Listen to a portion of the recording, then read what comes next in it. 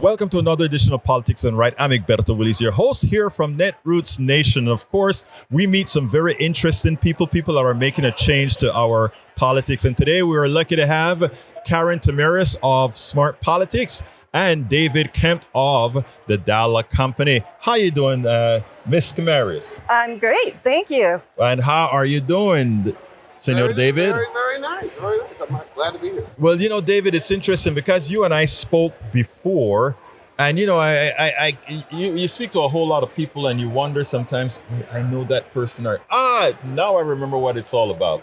Anyway, you are the founder of a company called the Dialogue Company. Why did you think you needed to do that? Because I know that so many people can't talk well to people they want to collaborate with. So Right. in the workplace, they can't talk well. They certainly can't talk well in the workplace about DEI issues. But here, it's a political season.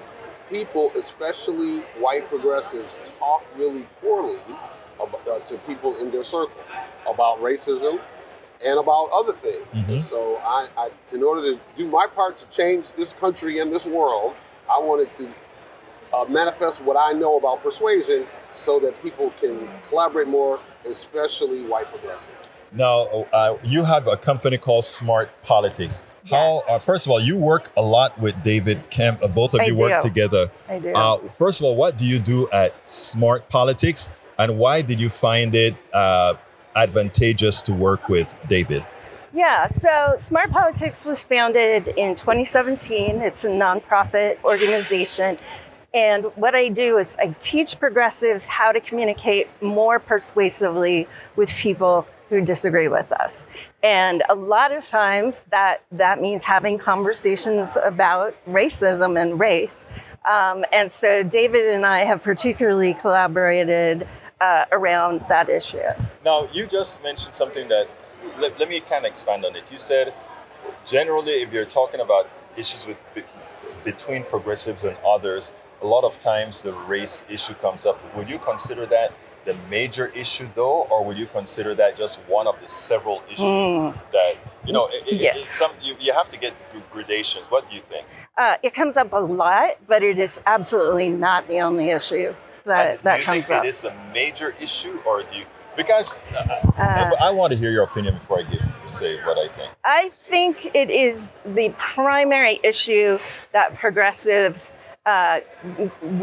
run into trouble talking about. Yeah, but it's not the only issue that they run into trouble with. Okay, so since you work with David, I want to ask the question this way to David.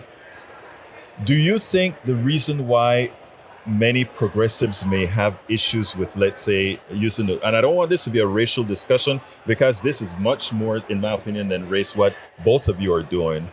But do you think it has something to do that just people are people? In other words, let me tell you, in my personal dealings with people, I don't find that conservatives are any less racist than progressives. The only difference I've seen, and y'all can correct me, both of you can, the only difference I think I've seen is that progressives intrinsically want to do something about it, even if they themselves have that cancer, they want to do something about it, while conservatives just throw their hands up, say to hell with it, that's life. Your thoughts? My analysis is that conservatives, progressives might not be different in how much they're racist, but you're right that they're different in how much they care about racism. The way I think about it is that the two fundamental questions are how much does bias and racism exist now? Mm-hmm. Conservatives tend to say very little. Progressives tend to say a lot. Mm-hmm. And what's how much does our historical racism affect us now? Conservatives say very little. Progressives say a lot. And they differ on those questions, but they have a tough time talking about that. But then, of course, the third question is, if there's any impact, should anybody do anything about it? And progressives say yes, conservatives say no. So I don't think the issue is who's more or less racist, but I think it's more about the worldview about racism that divides people and that they cannot talk about well. And because they can't talk about it well, it becomes one of many other issues that lights up the Thanksgiving dinner table because people accuse each other of bad faith, accuse each other of being evil, and they use conversational practices that don't help enhance things. And that's what we work on. And that is great. And let me just say something, Karen. I agree with just about everything that David just said. But it's so interesting to me from my point of view, the race aspect of all our problems is really so, and I want it to come out right. It is prevalent, but it should be minuscule. It I don't know that I'd say it should be minuscule, but it shouldn't be any bigger than our challenge in talking about other things. I think I used the wrong word, because what I want to say is that it is kind of silly on our part that it plays such an important role when there are so many other things that affects us. Like let's put it this way: you're a white woman, I'm a black guy. Let's say you just hate me because of the color of my skin, right? That doesn't go, except for power, as far as being able to control my well-being. Other than that's a big thing, but in just the prejudice portion about it, it doesn't matter. But me trying to take away your right as a woman to do what you want with your body, something that has a lasting effect, it's a powerful thing. Yet, we would let that racial discussion overshadow that. Tell me if you see that. Potentially, but I think one of the things you have to keep in mind in all of these conversations is the role that trauma plays and the way that gets kind of repeated in our conversations. So yes, we may be in any given situation dealing with one power dynamic. The way it feels because of the history of trauma may be very different from the absolute objective analysis. Right. She says that as she's a psychiatrist. Right. Like she calls herself political psychiatrist. You know what? She knows what she's talking about. I was just about to get into trouble with her being a psychologist, because my daughter is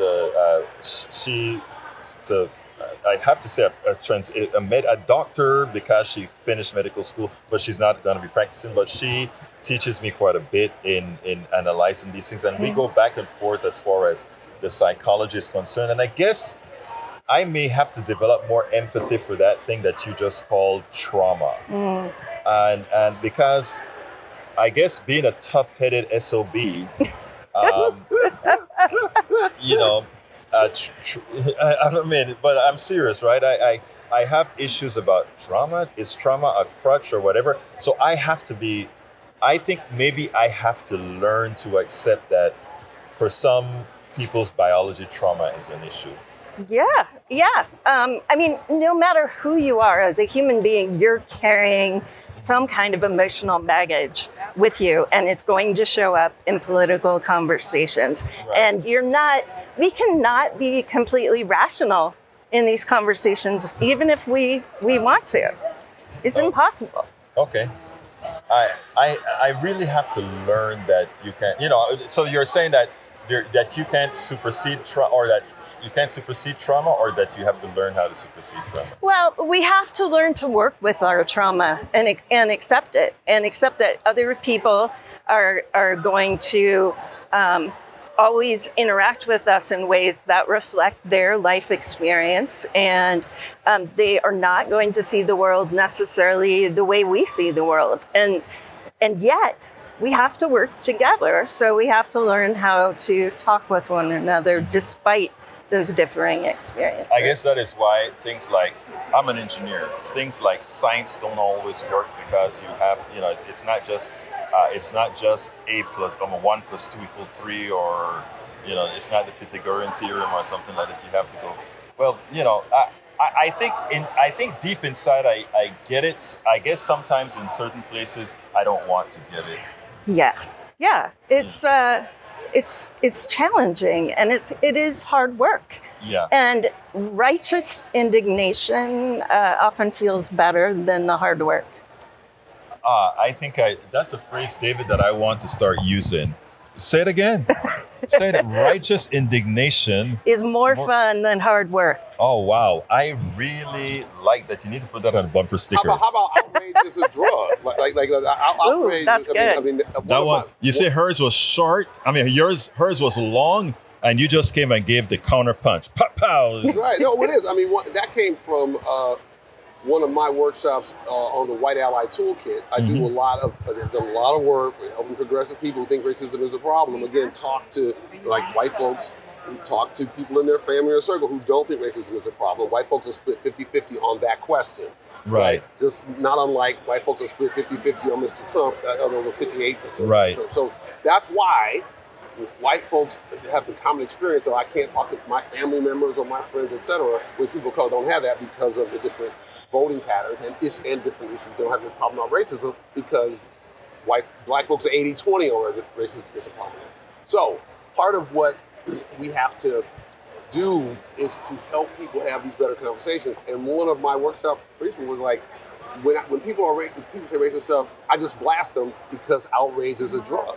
Right? And it's a dysfunctional response, and it actually hardens opinions instead of softening them, which you could argue is the job of progressive white people, is to soften people in their circle, not to make them more entrenched around their view. But to do that, you got to come from a place of compassion, and people don't want to do that because outrage feels better.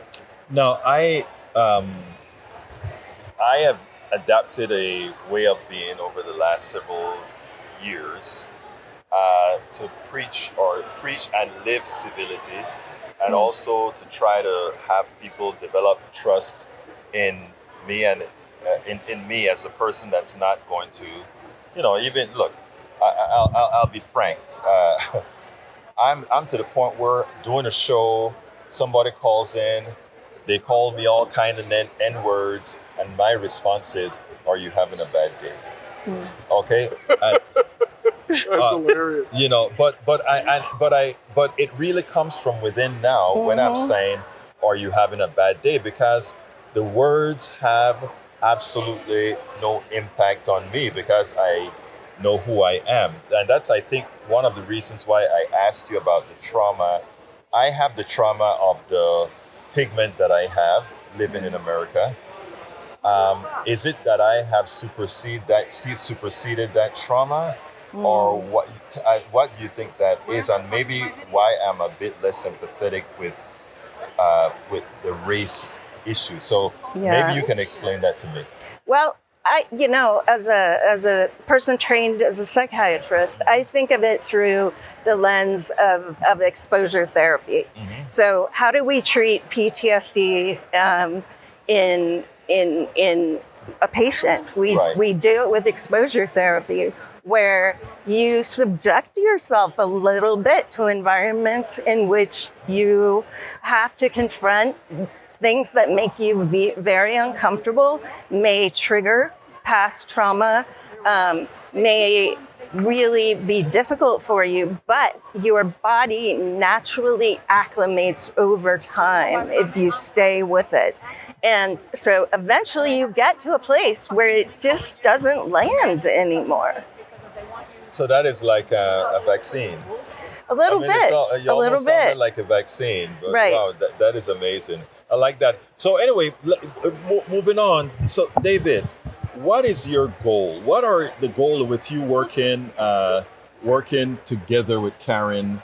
What do you expect to accomplish in our body politic? Because the truth of the matter is, our body politic is in deep caca right now. Yes. So what is your, and this is pretty much how I'd like to end it. Where do you go from the policy, the type of methodologies you're using? And I'm going to ask the same question to Karin. My goal is to be part of an effort, maybe catalyze it, where tens of thousands of people, especially in the swing states, but not only there, where tens of thousands of people, especially white folks, are talking to people in their circle about the election, but using better ways of talking, using compassion-based strategies. Because what we know is that these strategies, if I use compassion-based strategies with people I disagree with, I feel better about myself. I feel better about them. And overall, if I use those strategies, even if they don't, sometimes they change their mind, but sometimes they just decide that if they're voting the other way, they just decide not to vote, because part of their voting behavior is driven because of their hatred of liberals. And so if I create a positive encounter, they feel less resentment, and some of those people will vote differently or not vote. And so that's my goal. I love that. Believe it or not, some of that I wrote in How to Talk to Your Right Wing Relative Friends and Neighbors. So I'm 100% with you with that. And sorry for stepping Right on, brother. All right. Your thoughts? It's very much aligned with David's thoughts. What I really want to see is people talking to their friends, family members, co-workers, neighbors, about what really matters to them in this election, and having conversations across lines of difference. Like, talk with the people who you tend to disagree with, rather than spending all your time, complaining with the people you already agree with.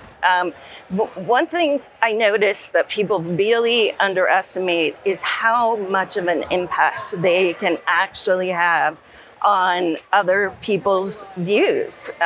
Once you earn someone's trust, once they believe that you're willing to listen to them and take them seriously, you can have a major impact on the way they vote. And so the place to start is with conversations around you rather than trying to influence things far away. Right. There's a name for this. It's called relational deep canvassing. You'll hear about relational organizing from people like this conference who talk about, get people you know to vote.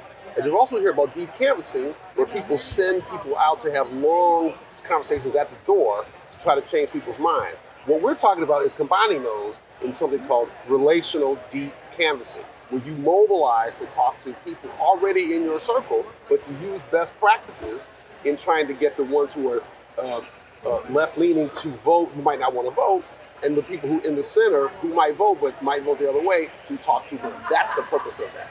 Karen, thank you so kindly for enlightening us. That was excellent. And David, thank you so kindly once again for being on Politics Done Right. I mean, I think this has been an enlightening conversation.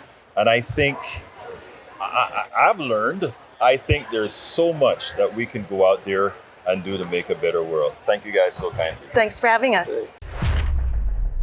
We spend a lot of time deconstructing the news, trying to parse it into a form that everybody can understand. We try to find those little nitpicks where it flies above the fray, etc. If you really like these videos that we do, I want to ask a big favor. Please go ahead. Number 1, subscribe to our channel. And number 2, please join if you can. Thank you so kindly for watching. Keep watching. Please remember to share. We must populate the entire internet with our progressive message, a message that we know is what most Americans say that they want. So help us, please join.